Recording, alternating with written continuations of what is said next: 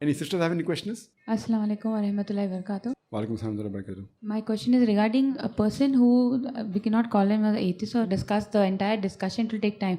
But the basic thing is we gave him certain scientific facts, certain logical facts.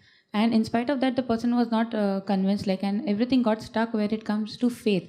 So can't we really explain this concept of faith, or is it not possible for us to convince a non-Muslim regarding faith? Because there are many things for which even science does not have answers.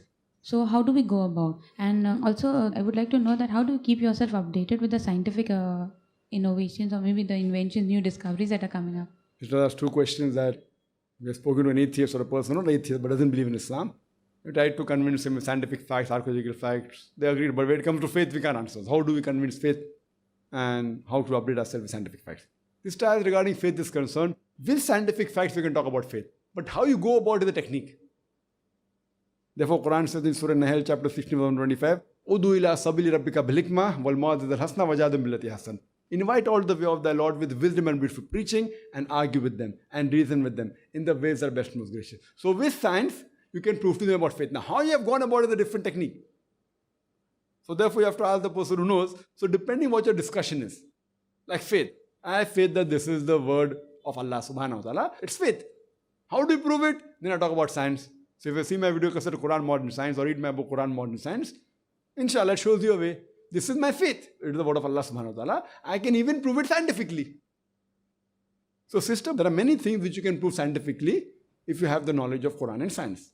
There are some things, sister, which you cannot prove scientifically. For example, if they say that how can you prove there is life after death? So then you have to use logic. And for that you can refer to my video cassette Concept of Peace in Islam, or my question and answer session, where I've proved how to logically prove about the concept of hereafter. One of the simple ways is that suppose the Quran speaks about 100 things, for example, out of which 80% of whatever the Quran has spoken, today we have come to know that it is established scientific fact. The other 20% about science what the Quran speaks, it is ambiguous, neither right, neither wrong. So my logic says when 80% is 100% correct, and the remaining 20% neither right, neither wrong, ambiguous. So my logic says that inshallah, even this 20% will be right. It's not a blind belief, it's a logical belief of the 20% which is ambiguous.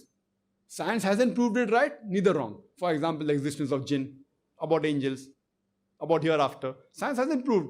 Neither has science proved that it is wrong. So my logic says that inshallah, even this will be right. So this is one way of proving. And the other way of proving is going to logical aspect, which if you see my video cassette, sister. So depends what faith you're talking about. Are you talking about faith in Quran? Are you talking faith in Allah? How to prove about Allah? If you see my video cassette, is the Quran God's word? So faith are in different things. Faith in Allah, faith in the messengers, faith in the angels, faith in the hereafter. So sister, depending upon each faith, maybe the style how you convince differs. So if you see my video cassette, alhamdulillah, most of the major points of faith have been covered in my very different cassette, sister. And regarding the second question, that how can you update yourself with scientific knowledge, etc. Sister, you have to read the scientific journals and the books. So if you read the scientific books, there are several scientific books coming out every month, weekly, daily there are books coming out on science. Read that. Or, if time doesn't permit to read all, then you can read those books which are being written by Muslims on compatibility. You know, there are many books which come out, if not daily, then at least once a month or once a fortnight. There are books coming out at least on some aspects of Quran and science. There are journals. For example, Saudi Arabia, there's a journal, the name is Ijaz Ilm, Saudi Arabia, which talks only about Islam and science, Quran and science, nothing else. The journal is there, so read that journal and you get updated. There are journals in Arabic, there are journals in English.